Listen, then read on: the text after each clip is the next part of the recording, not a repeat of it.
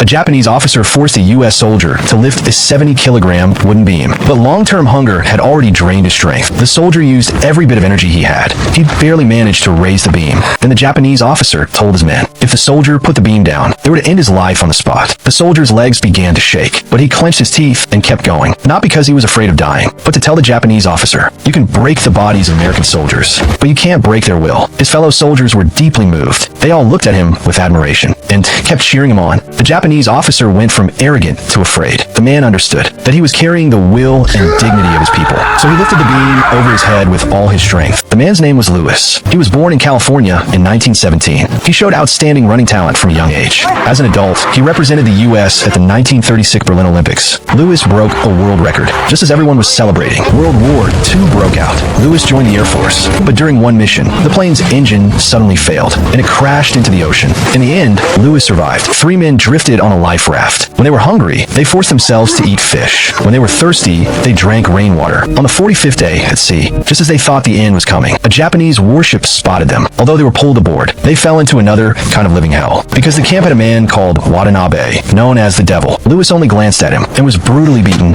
even with his nose broken. Louis still stood back up. When Watanabe learned Louis had been an athlete, he made Louis compete with his men. But long-term hunger and pressure had drained Louis's body. He soon collapsed to the ground and was beaten again by Watanabe. In the days that followed, Watanabe became more and more harsh. Whenever Japan lost a battle, he took it out on Louis. One day, several Japanese officers came to Louis. They wanted to use his Olympic fame to read their propaganda script to weaken the morale of U.S. forces. If he did it, he wouldn't have to go back to the camp. Louis refused. He would rather return to suffering than do anything that hurt his country's image. Watanabe tied up his hands, then made every prisoner punch Louis once. He wanted to completely crush Louis's will. The others couldn't bring themselves to do it, but Watanabe threatened their lives, so they had no choice but to strike him. Louis was beaten until he couldn't stand, so they held him up and kept hitting. It went on like this until nightfall, but Louis still would not give in. Soon Japan announced its unconditional surrender. The prisoners were herded into a pool. Just as they were about to be executed, a B-29 bomber suddenly appeared. That's how Louis survived. He soon returned to the United States.